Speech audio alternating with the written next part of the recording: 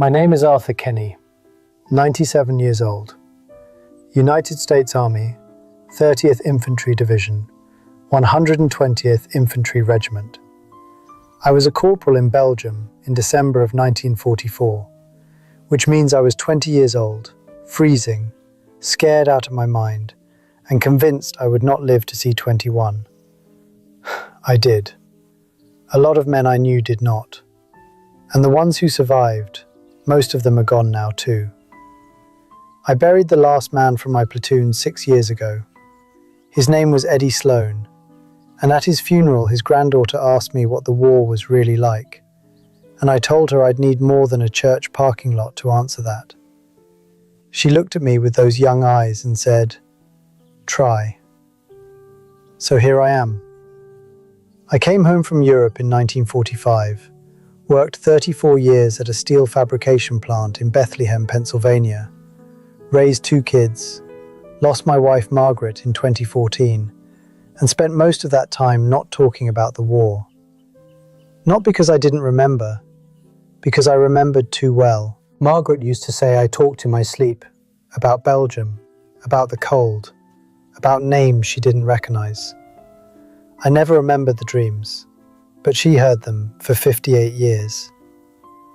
I'm 97 now, and the men who were there are almost all gone. And if someone doesn't say these things out loud, they'll disappear into library shelves where nobody looks anymore. So I'm saying them.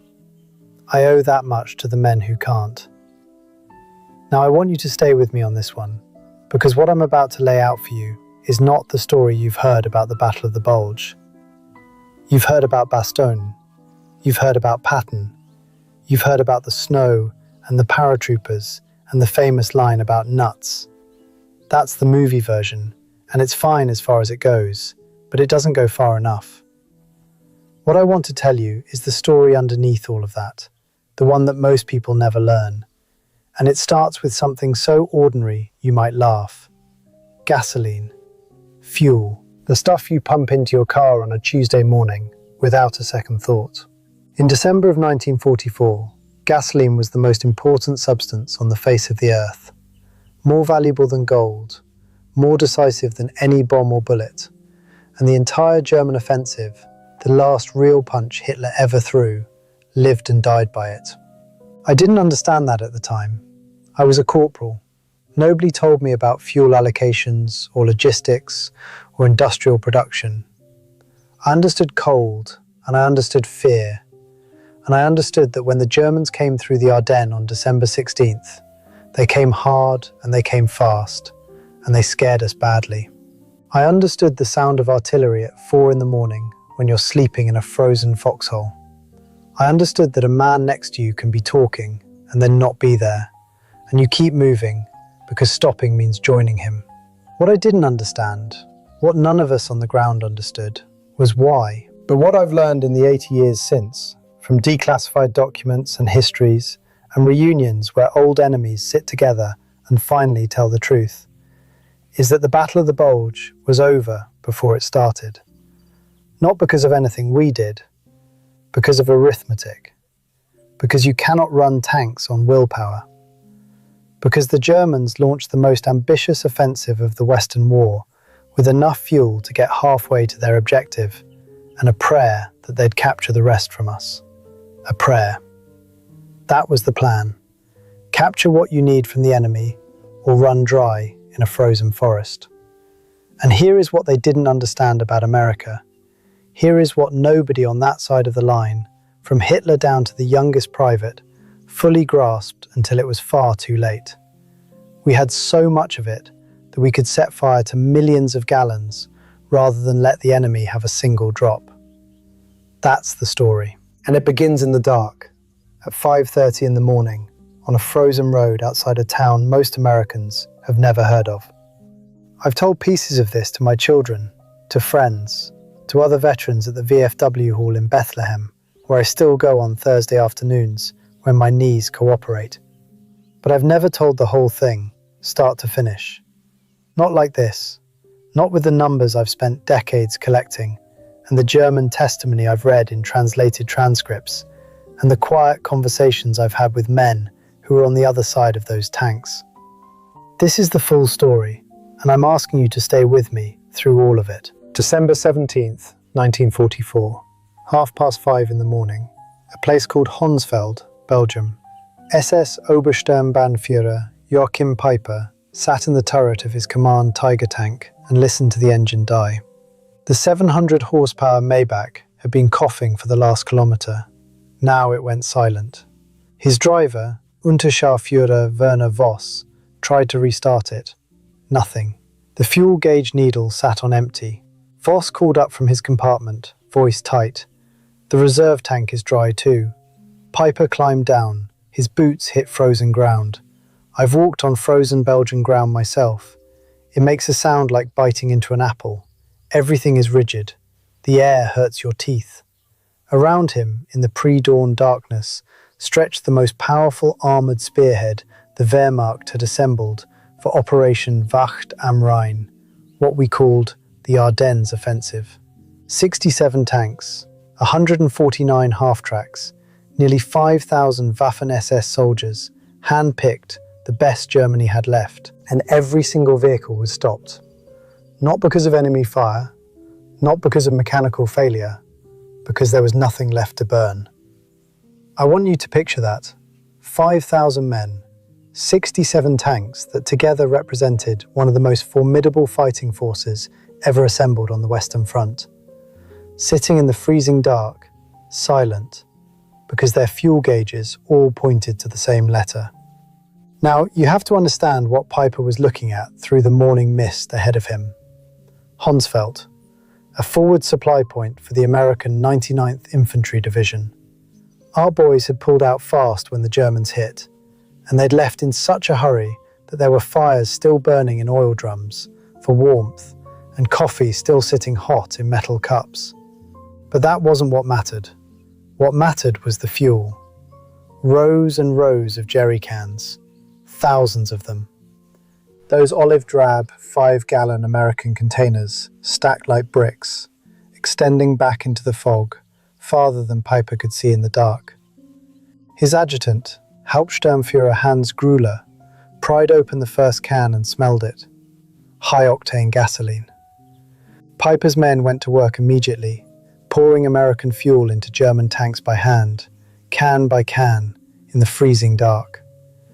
And Peiper walked among the stockpile, counting. 50,000 gallons. That's what they found at Honsfeld. Enough to fuel his entire Kampfgruppe for the push to the Meuse River. More fuel in this single abandoned depot than most German divisions had received in the previous 6 months. His men celebrated. I learned that later from German testimony. They thought it was a miracle. They thought the offensive might actually work.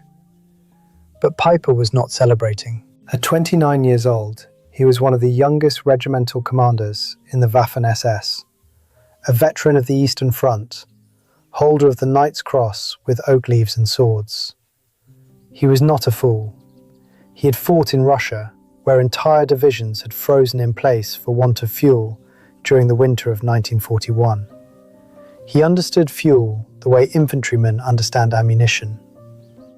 And standing there among those captured jerry cans, watching his men pour American gasoline into German engines, a thought settled over him that he would carry for the rest of his life.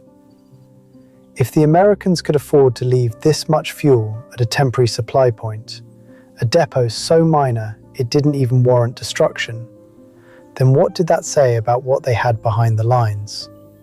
What did that say about the enemy Germany was actually fighting? Sergeant Wilhelm Hoffmann found the answer in the depot office. Hoffmann could read English. Before the war, he'd worked in his father's import business. He found shipping manifests on the desk, still in their folders. The paperwork traced the fuel's journey.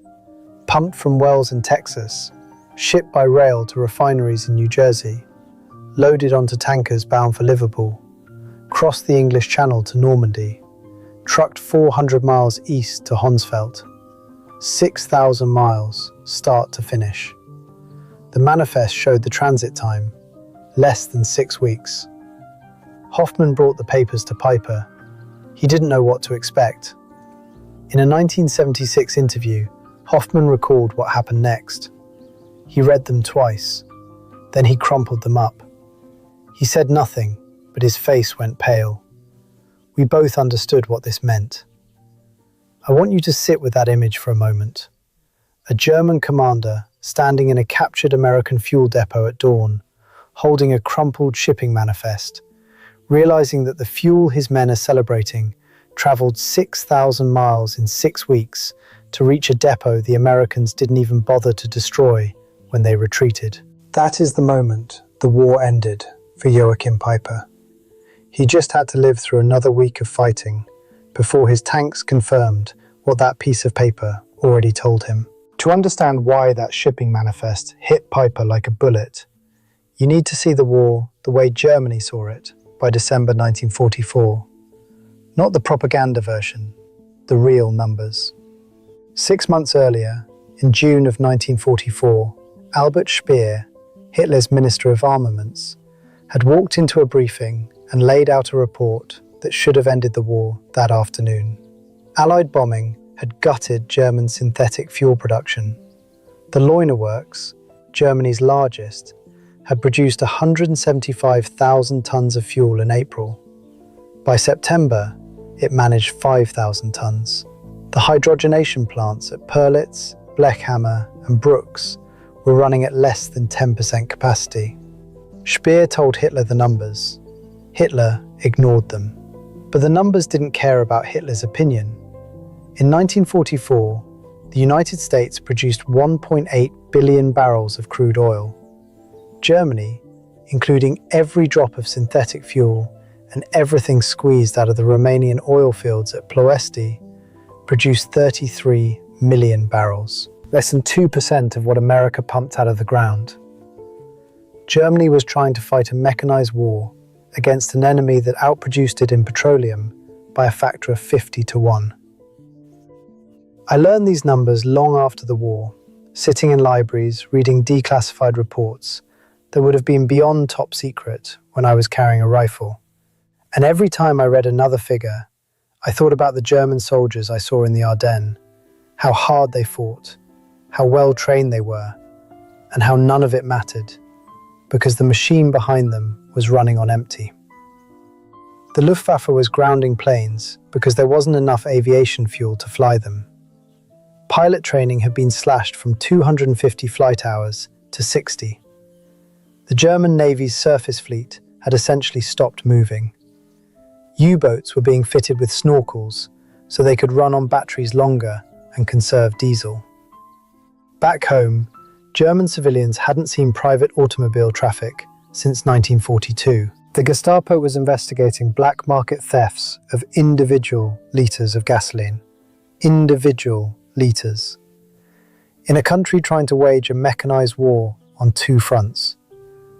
Farmers were hooking horses back up to ploughs because there was no fuel for tractors. City buses in Berlin were running on wood gas generators, contraptions bolted to the back that burned wood chips to produce enough gas to limp through a route. This was the industrial base behind the offensive that was supposed to split the Allied armies and turn the war around. And into this reality, Hitler ordered an offensive. Operation Wacht am Rhein. The plan was to punch through the Ardennes, cross the Meuse River, and capture the port of Antwerp, splitting the Allied armies in two. Major Friedrich Zimmermann of the Wehrmacht's Logistics Command calculated the fuel requirement. 4.5 million gallons to reach Antwerp. Hitler approved an allocation of 5 million gallons. Sounds adequate until you learn that only half of it was actually delivered to the front. Transportation problems, bombed rail lines, destroyed bridges.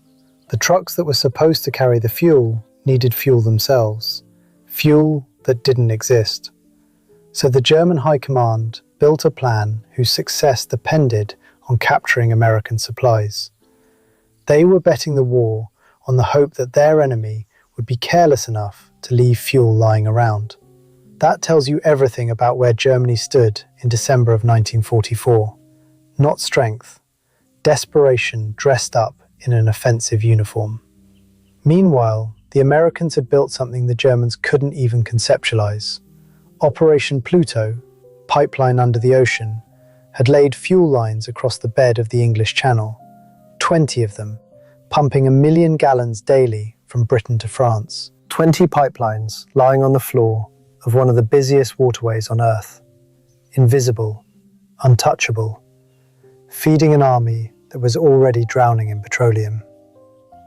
The Red Ball Express, a convoy system using 6,000 trucks, running 24 hours a day on dedicated one-way highways marked with red balls on every road sign, was delivering 12,500 tons of supplies to the front every single day. By December, American forces in Europe were consuming 1.2 million gallons of fuel per day and receiving 1.4 million. We were building reserves while fighting. Let me say that again because it matters.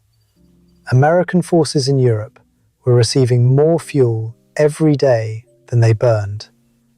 During active combat, while being shot at, the reserves grew. That's not an army managing a resource. That's an ocean rising. I want you to hold those two pictures in your head at the same time. Germany, scraping together individual litres, investigating gasoline theft, hitching horses to ploughs, and America, building pipelines across the ocean floor, running 6,000 trucks around the clock, accumulating surplus fuel while waging a war on two fronts. That's not two armies. That's two different centuries colliding on the same battlefield. December 14th, 1944, 2 days before the offensive. A briefing room in Tondorf. Piper sat among officers who were about to launch the largest German operation since the invasion of France. General Sepp Dietrich, commanding the 6th SS Panzer Army, did not sugarcoat things.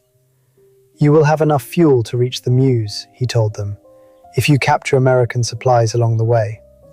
The allocation for Kampfgruppe Piper was 31,000 gallons, enough for roughly 50 miles of combat operations. The Meuse River was 65 miles away. The arithmetic was right there, staring at every officer in that room. They needed to cover 65 miles on 50 miles worth of fuel. The plan assumed they would find the difference in captured depots. Nobody in that briefing asked what would happen if the Americans destroyed their own supplies, rather than lose them. That possibility apparently never occurred to the German planners, and I think that tells you something about how badly they misunderstood who they were fighting. On the morning of December 16th, as Piper's column prepared to move, he issued orders that would have been unthinkable to any American tank commander. Vehicles would advance in single file to conserve fuel. Any engine that idled for more than 5 minutes would be shut off.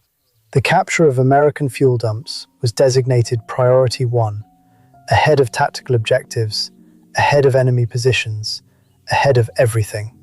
Fuel came first, victory came second. I want you to think about what that means for the men inside those tanks. They were being told, in effect, that the gasoline in their engine was more important than the enemy in front of them. That capturing a fuel dump mattered more than capturing a town. Their orders had reduced them from soldiers to delivery drivers, and the cargo was the only thing keeping them alive. That same morning, 20 miles from Piper's starting position, Captain James Rose of the 743rd Tank Battalion wrote in his unit diary, "Receive fuel resupply, 8,000 gallons, third delivery this week, storage tanks already at capacity, one side rationing by the gallon, the other turning away deliveries because they had nowhere to put it." The barrage came at 05:30 on December 16th. German artillery firing more shells in 2 hours than the Wehrmacht had allocated for entire campaigns earlier in the war. Even that was deceptive, because they were spending reserves that couldn't be replaced. Piper's column began moving at 7 in the morning, already behind schedule.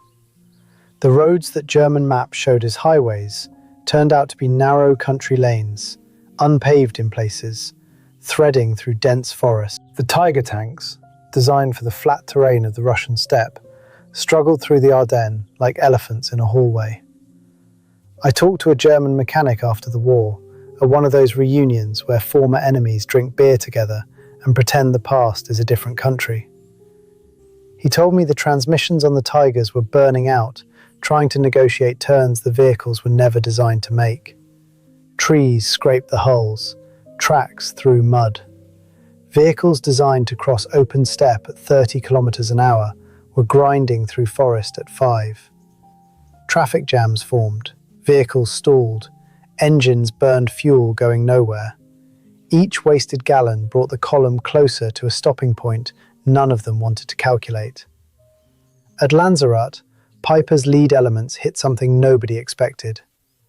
An American intelligence and reconnaissance platoon. 18 men, that's all. 18 soldiers from the 394th Infantry Regiment dug into foxholes on a ridge, and they held up the most powerful armoured column in the German army for nearly 10 hours. I talked to a man years later who'd served with that platoon. He told me they had no idea what was behind the German advance. They just knew there were a lot of them, and somebody had to slow them down. They did. And during those 10 hours, Piper's vehicles sat on that road with engines running. Nobody shut them off because nobody knew how long the delay would last. They just burned fuel, sitting still, going nowhere, while 18 Americans held the line. 10 hours.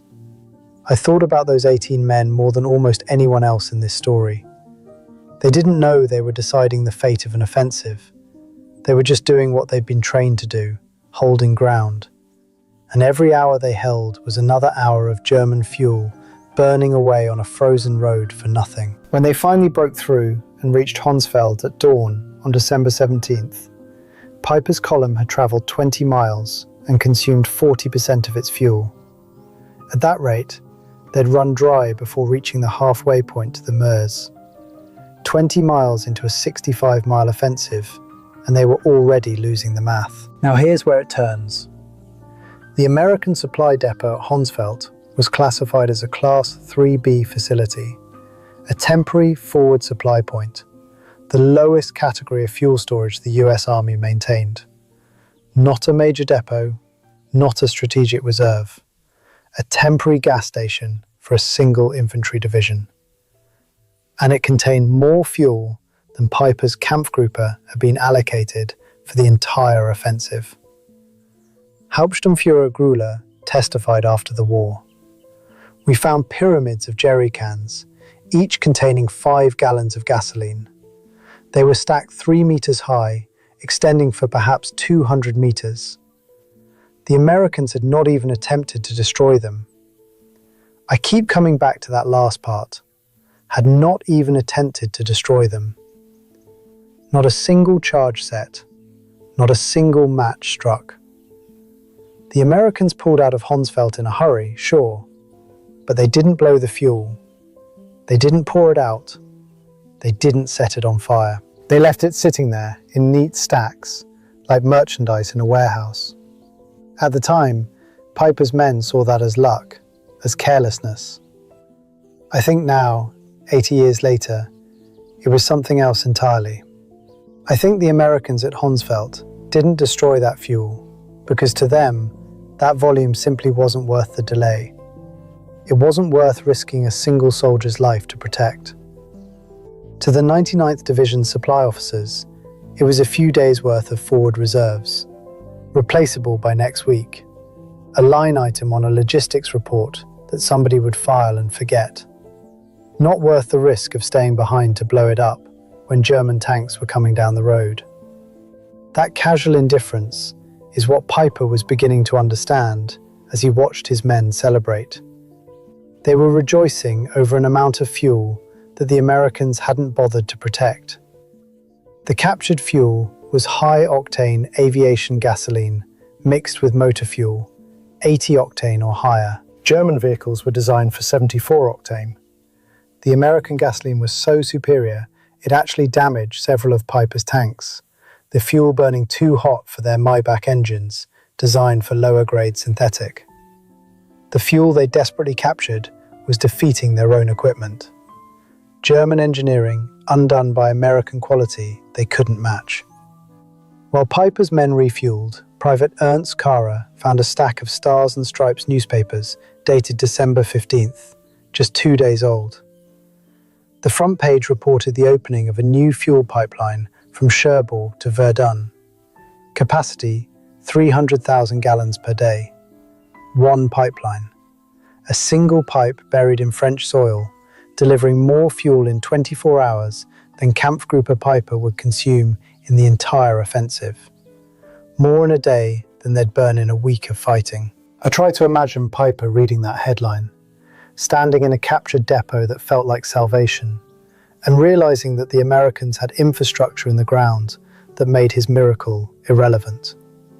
That's when the crumpled shipping manifest, and the newspaper, and the pyramids of jerry cans all came together in his mind. He wasn't fighting an army, he was fighting an industrial civilization that measured fuel in quantities his country couldn't comprehend. Everything he had been told about American weakness, about democratic softness, about the superiority of German will over American materialism, all of it was collapsing in the gap between what his nation could produce and what the enemy could casually abandon. But the offensive was in motion. You can't stop a column of tanks because you've had a realization. The men behind you are still following orders. The chain of command still points forward. The artillery is still firing behind you. Your men are still looking to you for direction. So Piper pushed forward. By noon on December 17th, his forces reached Bulge, where they captured additional supplies, rations, ammunition, and most critically, American maps showing the location of every fuel depot in the area. The maps were printed on high-quality paper with precise coordinates, the kind of maps that only an army with unlimited printing capacity bothers to produce. And what those maps showed told a story that made Honsfeld look like a teaser. The Americans had fuel everywhere. Every major crossroads had a depot. Every supply route had a reserve. The First Army alone had 3.5 million gallons sitting in reserve, waiting. Piper had just risked his entire command to capture what amounted to a fraction of a percent of what the Americans held in a single army's reserves.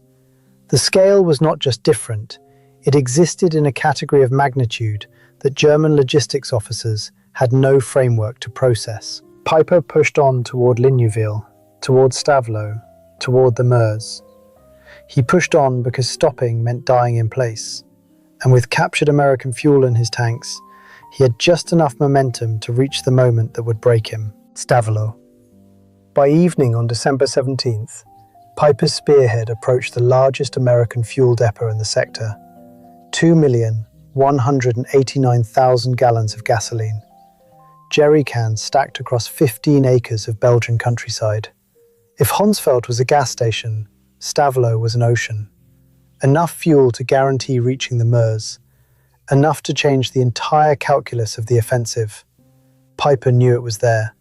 The captured American maps had shown him. His lead tanks were less than a mile away when the Americans made their decision. Captain John Brewster of the 291st Engineer Combat Battalion had received warning of the German approach. His orders were straightforward. Deny fuel to the enemy at all costs. Brewster's engineers went to work with a calm efficiency that still impresses me when I think about it. These were combat engineers, not demolition specialists.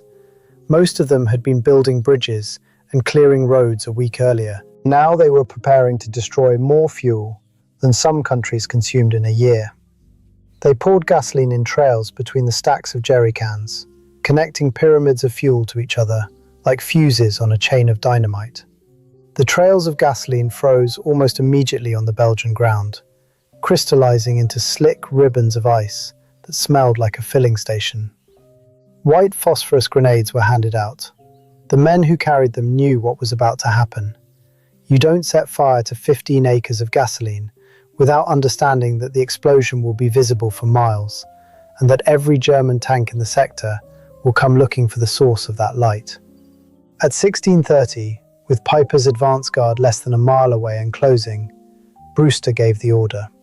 Technical Sergeant Paul Solis threw the first grenade. He described it later. The explosion was immediate and tremendous. A wall of fire shot up maybe 100 feet.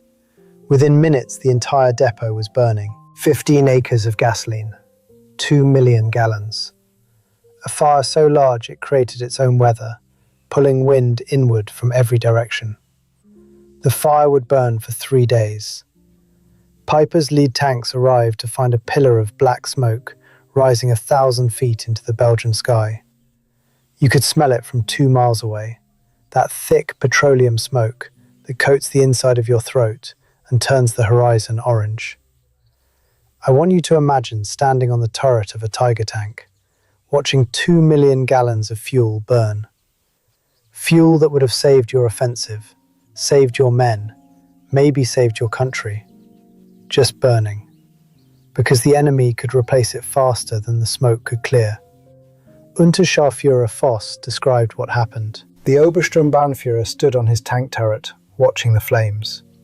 He said nothing for perhaps 5 minutes. Then he climbed down and told me, "They can afford to burn 2 million gallons to deny them to us. What are we doing here?" That question. What are we doing here? That's not a tactical question. That's an existential one. And Stavelot wasn't an isolated incident. Across the Ardennes that week, American engineers were making the same calculation everywhere German tanks threatened a fuel depot. At Trois Ponts, 1.1 million gallons were burned. At Spa, where the First Army had one of its largest reserve depots, 2.5 million gallons went up in smoke. Engineers at Spa worked through the night, pouring and burning, destroying fuel as methodically as factory workers on a production line. In the first week of the offensive, Americans deliberately destroyed over 8 million gallons of their own fuel. 8 million gallons! Germany had allocated 5 million for the entire operation. I sat with that number for a long time the first time I encountered it, years after the war. 8 million gallons, destroyed on purpose, and our supply lines barely noticed. Colonel James Snyder, Chief Logistics Officer for First Army, recorded his daily fuel report on December 18th, the day after Stavelot burned. Fuel receipts yesterday, 1,847,000 gallons. Fuel issued, 1,623,000 gallons. Net gain to reserves, 224,000 gallons. The day after the largest deliberate fuel destruction in the history of warfare, First Army gained 250,000 gallons in reserve. The supply system absorbed the loss the way the ocean absorbs a bucket of water. I want you to sit with Snyder's report for a moment. He wasn't writing about the burning of Stavelot with alarm or regret. He was recording it the way an accountant records a routine expense. Fuel in, fuel out, net gain. The destruction of 2 million gallons at a single depot didn't even rate a special notation. It was simply another day's numbers in a logistical system so vast that catastrophic loss at one point barely registered as a fluctuation in the overall flow. That is what Piper was up against. The reactions came fast after Stavelot, and they came from every direction. General Courtney Hodges, commanding First Army, had been monitoring German radio traffic through ultra intercepts. His intelligence officers knew Piper's fuel situation almost as well as Piper did. Hodges issued a blunt order to all units. Enemy critically short of fuel. Destroy all gasoline stocks threatened by capture. That order tells you something about the confidence behind it. You only issue an order like that when you know your supply chain can absorb whatever you burn. That same day, American C-47 transports flew 316 sorties, delivering supplies to the surrounded garrison at Bastogne. Among those supplies, 160,000 gallons of fuel. We were flying more fuel into a single besieged town than Piper's entire Kampfgruppe possessed. By December 18th, the arithmetic of the German offensive had become fatal. Hauptmann Otto Dingler, maintenance officer for the 1st SS Panzer Regiment, kept meticulous records.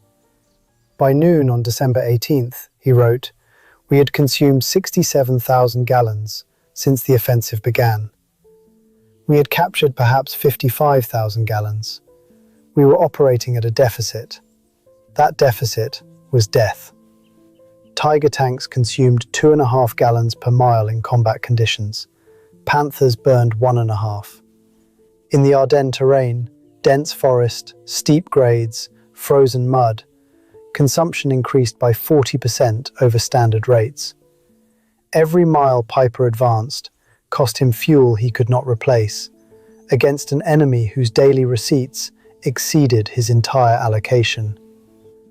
Lieutenant Karl-Heinz Werthmann, commanding a Panther platoon in Piper's column, wrote in his field diary on December 18th, "Fuel detail reports, we have perhaps 4 hours of combat operations remaining. The men know. You can see it in how carefully they drive now, as if gentleness with the throttle might save them. There is something terrible about watching experienced tank crews nurse their vehicles like sick animals, knowing that every meter forward is a meter they may not have fuel to retrace." The Kampfgruppe pushed to Stoumont, where it engaged American defenders in what would be Piper's last real attack. By December 19th, tanks were being abandoned not from battle damage, but from empty fuel tanks. Crews drained fuel from damaged vehicles into operational ones, nursing a shrinking fleet forward on fumes. Piper consolidated his remaining fuel, perhaps 8,000 gallons, enough for one more engagement or one retreat. Not both. He had to choose between fighting and surviving. Meanwhile, in offices far from the front, Allied planners were preparing for January.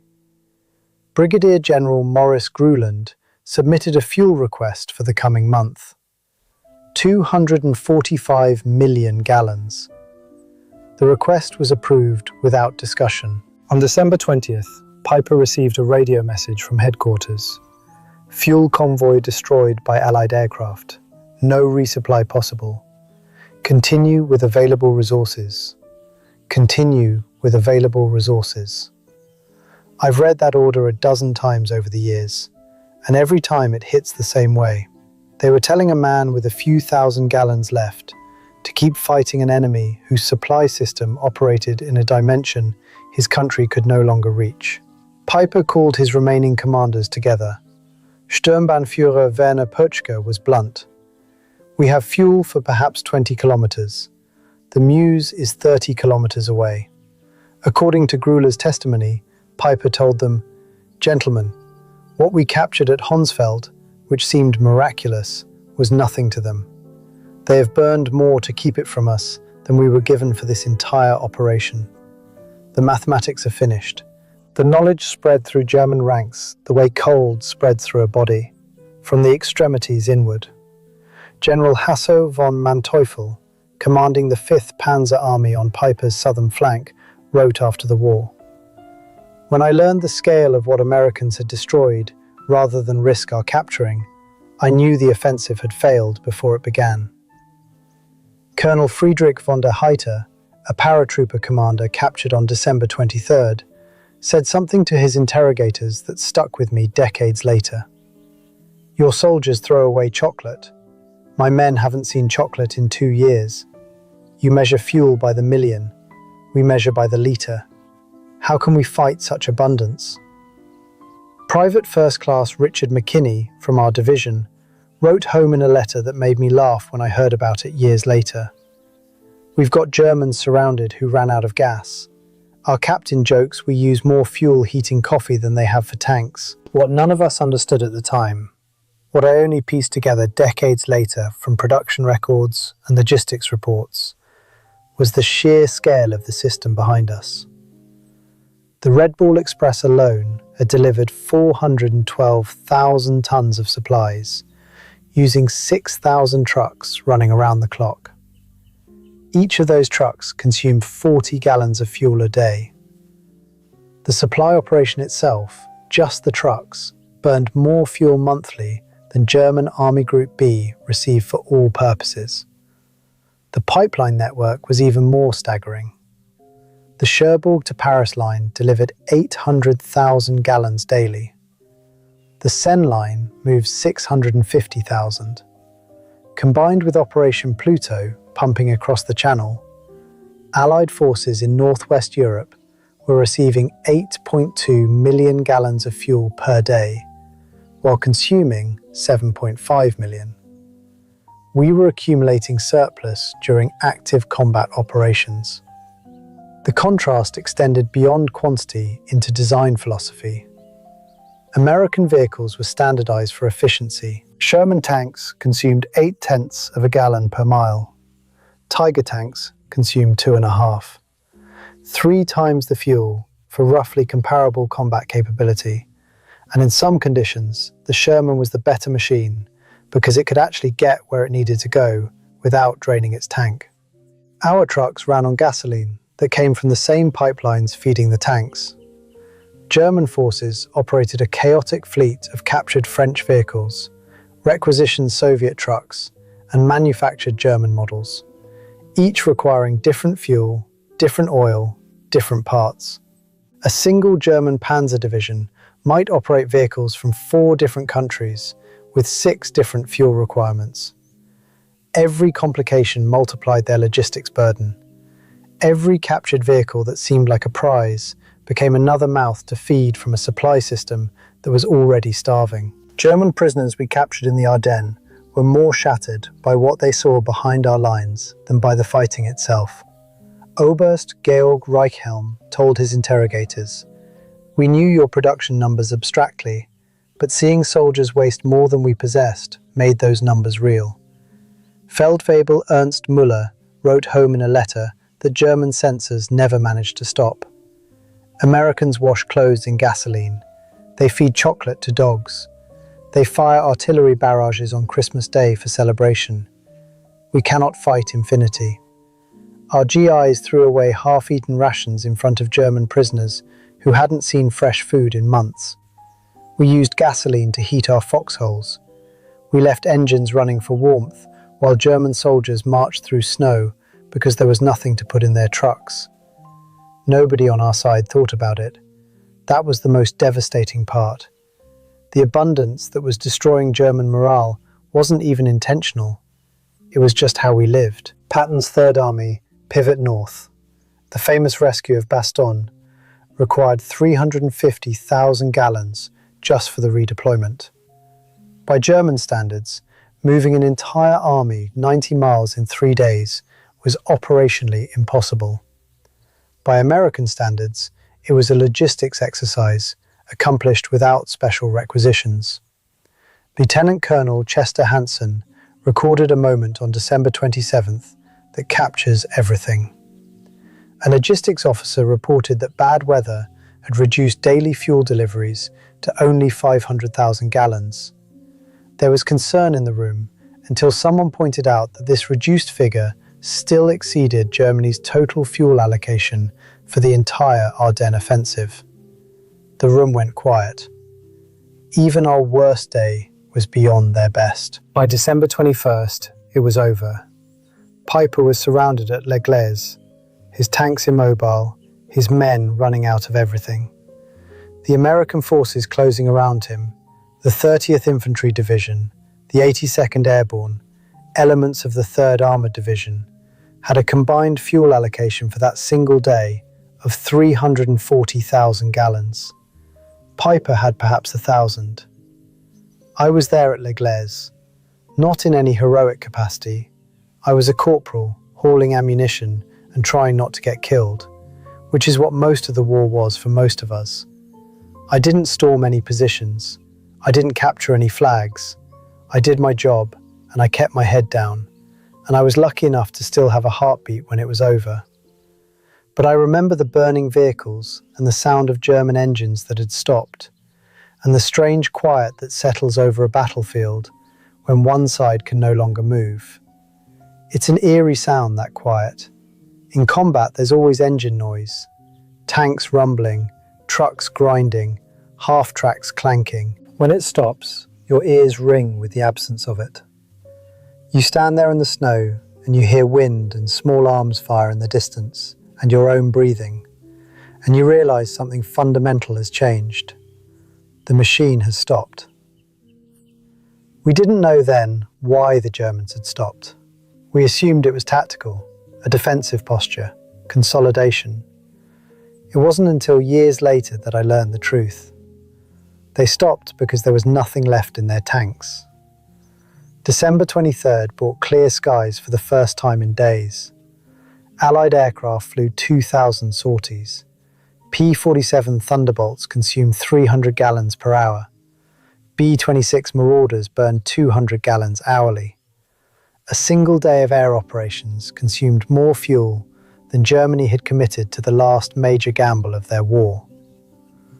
On the night of December 23rd to 24th, Piper made his decision. He ordered his men to drain the last fuel from every vehicle, roughly 200 gallons total, and destroy what they couldn't carry. Obergefreiter Heinz Goltz described what he saw. We drained the last fuel from all vehicles. The Obersturmbannführer personally destroyed his command tank. Millions of Reichsmarks of equipment destroyed by empty fuel tanks.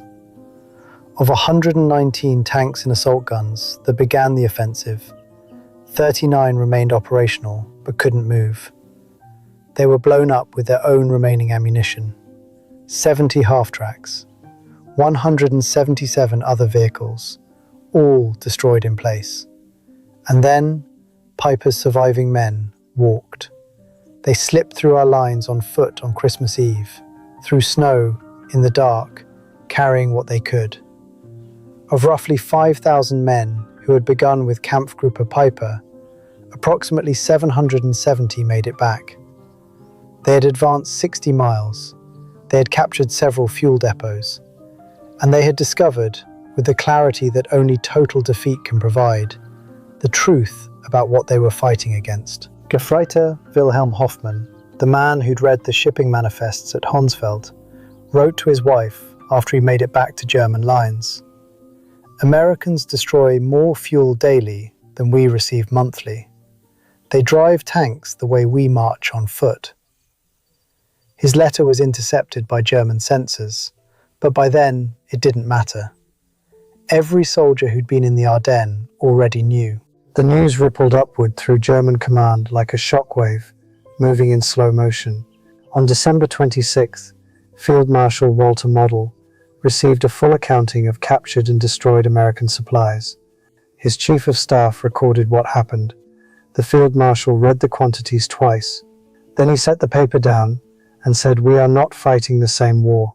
Hitler was informed on December 28th. He refused to believe it. Albert Speer wrote that Hitler insisted the numbers were propaganda. When shown photographs of the fire at Stavelot, he claimed it was Hollywood-style special effects staged by American intelligence. But the men on the ground knew. Propaganda doesn't burn for 3 days. Across the collapsing front, the fuel crisis devoured everything. Gefreiter Hans Müller recorded in his diary on December 20th, march 30 kilometers. Today, no fuel for the trucks. Past abandoned American vehicles with their engines still running for warmth.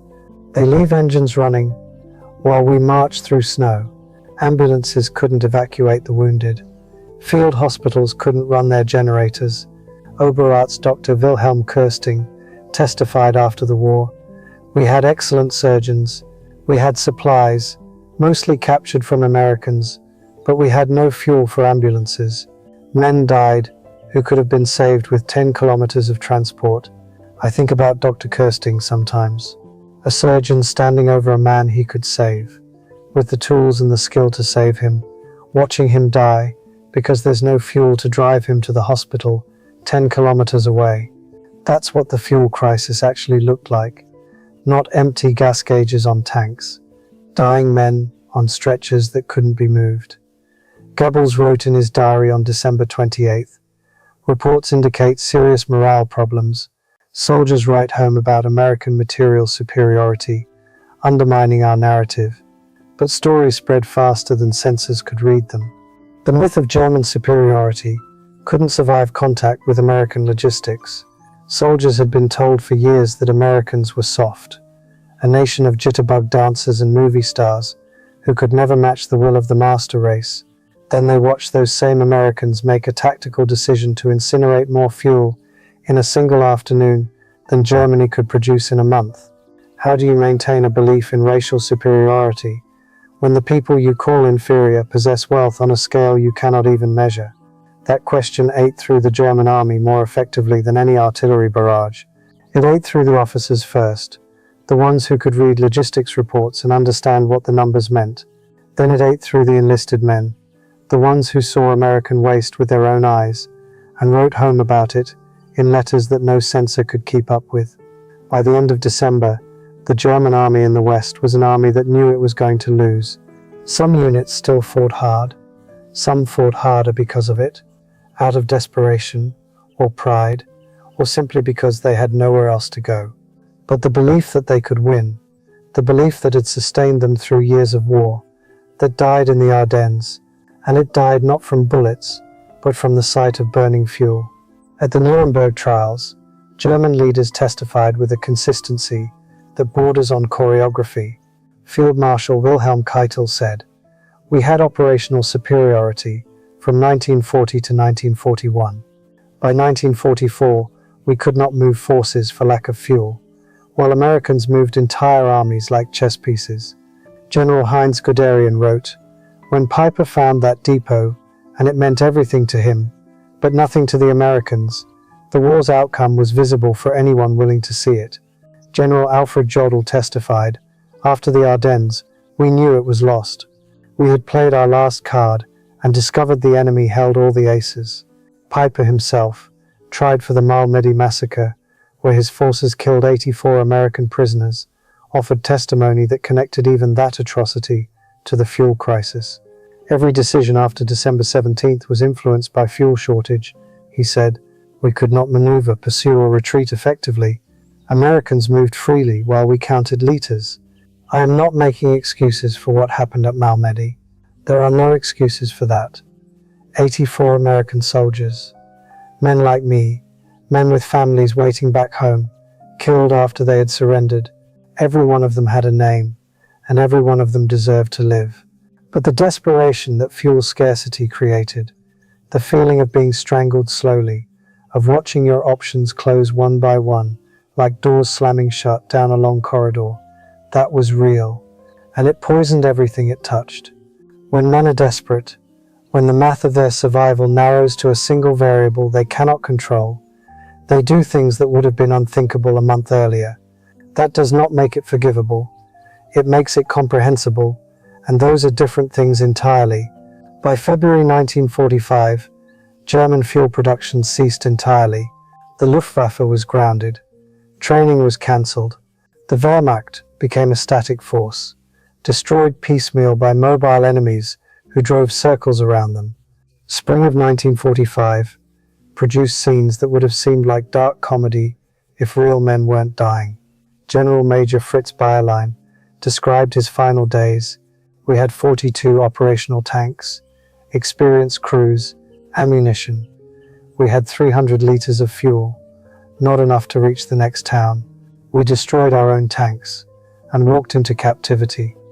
Entire panzer divisions sat helpless, while Allied columns drove past them on roads, choked with vehicles. The American advance in those final months was constrained only by traffic jams caused by having too many vehicles.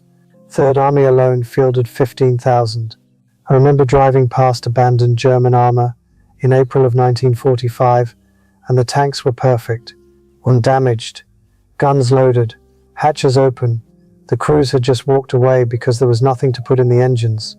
It was like passing through a graveyard of machines that had died of thirst. You can build the most fearsome tank ever designed, crew it with veterans of the Eastern Front, give it the best ammunition German industry can produce, and it still won't fire a single round if the fuel gauge reads empty. Piper survived the war. He was imprisoned until 1956 for war crimes. He moved to France, of all places, and lived quietly until July 14, 1976, when he was murdered at his home by unknown assailants.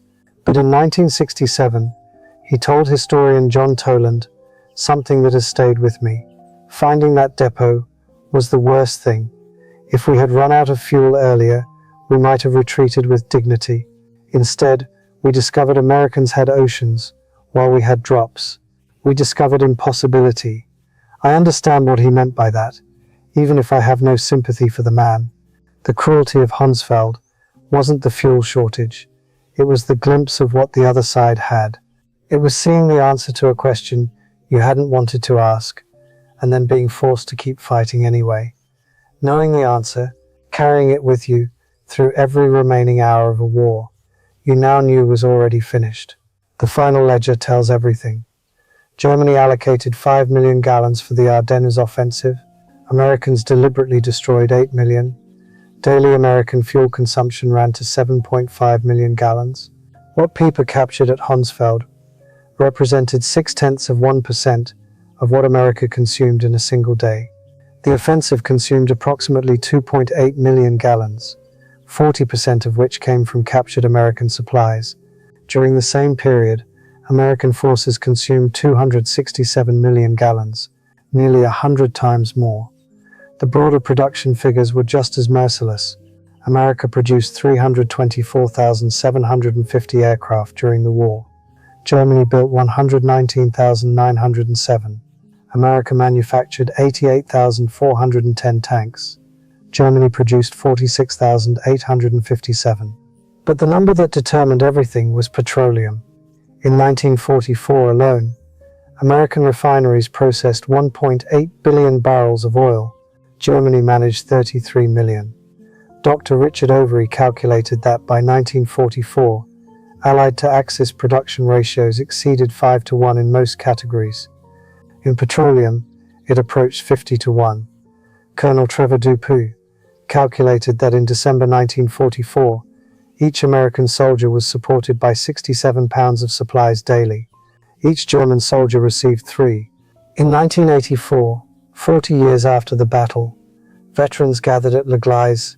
The town had built a small museum in the center, modest the way Belgian towns are modest, and out front they'd placed Piper's Tiger tank, a Koenigs Tiger, positioned roughly where it had run out of fuel on December 23, 1944. The tank's paint had faded to a dull olive under 4 decades of rain. Rust crept along the track guards. The barrel pointed at nothing. I visited Le Gleize myself in 1992, and I stood in front of that tank for a long time. You can put your hand on the hull and feel the cold of the metal. And if you're the kind of man who carries memories the way I do, you can almost feel the cold of that December underneath it. Former Unteroffizier Karl Wortmann stood beside that tank in 1984 with former Staff Sergeant Roy Anderson of my division, the 30th Infantry. I wasn't there for that particular meeting, but Anderson told me about it later, and what he described has never left me. "We always wondered why you stopped," Anderson said to Whitmore. "We thought it was tactical." Whitmore laughed. Not a happy laugh. "We stopped because the tanks were empty. You burned millions to keep it from us. How could we fight that?" Anderson was quiet for a moment. Then he said, "We never knew you were that short. We had so much we never thought about it." 2 old men, former enemies, standing next to a dead tank on a quiet Belgian afternoon, 40 years after they tried to kill each other. And the truth between them was this simple. One side had measured fuel by the gallon. The other had measured it by the million. One side had fought for every jerry can. The other had burned oceans. The outcome was never in doubt. It was decided in oil fields and refineries and pipeline factories years before the first Tiger rolled into the Ardennes. What happened in December 1944 was just the moment the men doing the fighting finally understood that the salvage report is the detail that haunts me most. After the battle, Major Robert Harrison's team catalogued the abandoned German equipment at La Gleize, 39 perfect tanks, operational, undamaged, abandoned solely for lack of fuel. Harrison's report noted, fuel required 8,000 gallons. Classification, minimal. Source, local reserve. Time to complete, 4 hours. What was impossible for paper, 8,000 gallons, was beneath American notice, a minor logistics request, filled from local reserves in a single afternoon. 4 hours to fuel 39 Tiger tanks that Germany couldn't save. The difference between those two realities, between a nation that couldn't scrape together 8,000 gallons and a nation that considered 8,000 gallons a rounding error, that is the story of the Second World War. I'm 97. I won't be here much longer. Most of the men I served with are already gone. Most of the Germans too. Wortmann died in 2003. Anderson in 2011. Eddie Sloane, the last man from my platoon, in 2019. The Tiger at La Gleize sits there still, its fuel gauge on empty, rusting quietly in the Belgian rain. Tourists take photographs. Their kids climb on the hull. Most of them don't know why it's there. They think it's just a tank. It's not. It's a monument to the moment. Tactical excellence met logistical reality and lost us. It's a monument to the discovery that in industrial warfare, the side that produces the most steel and refines the most petroleum and builds the most pipelines will win, regardless of courage, regardless of training, regardless of how brilliant the generals are. The German soldier of 1944 was, by most accounts, superbly trained and ferociously experienced. It didn't matter. When your tanks are empty, training is a memory and experience is a story you tell if you survive. I think about Wortmann and Anderson sometimes. Standing there in the Belgian sun in 1984, two old men who had tried to kill each other as young men, I wonder if that moment of honesty between them, that quiet exchange beside a dead tank, was worth the 40 years of silence that preceded it. I think it was. I think most truths are worth the wait, even when the wait costs you more than you expected. I've carried this story for 80 years, not because it's exciting. War isn't exciting. War is waste on a scale that makes you ill. If you think about it honestly, I carry it because the men who were there on both sides deserve to have what happened remembered accurately. Not the movie version, not the simple version, the real one, the one where the most powerful offensive in the West died, because a young commander found a fuel depot and realized it meant nothing to the enemy who'd left it behind. The one where engineers burned 2 million gallons on a single afternoon because they could. The one where two old soldiers stood next to an empty tank and finally said what neither of them could say for 40 years. Some nights I still smell the diesel and the frozen mud. Some mornings I still hear the quiet that fell over La Gleize when the German engine stopped and we all stood in the snow wondering what it meant. Now I know. It meant the mathematics had finally caught up with the courage, and the courage lost. This channel is where stories like this get told, the ones that slip through the cracks of the textbooks, the ones the men who lived them are running out of time to share. If that matters to you, subscribe and turn on notifications, because there are more of these coming, and I intend to tell everyone I've got left in me. Leave a comment. Tell me what part of this one stayed with you, or if your father or grandfather served. Tell me something they told you that you've never forgotten. Hit that like button. It helps more people find these stories, and they deserve to be found. That's all I've got for today.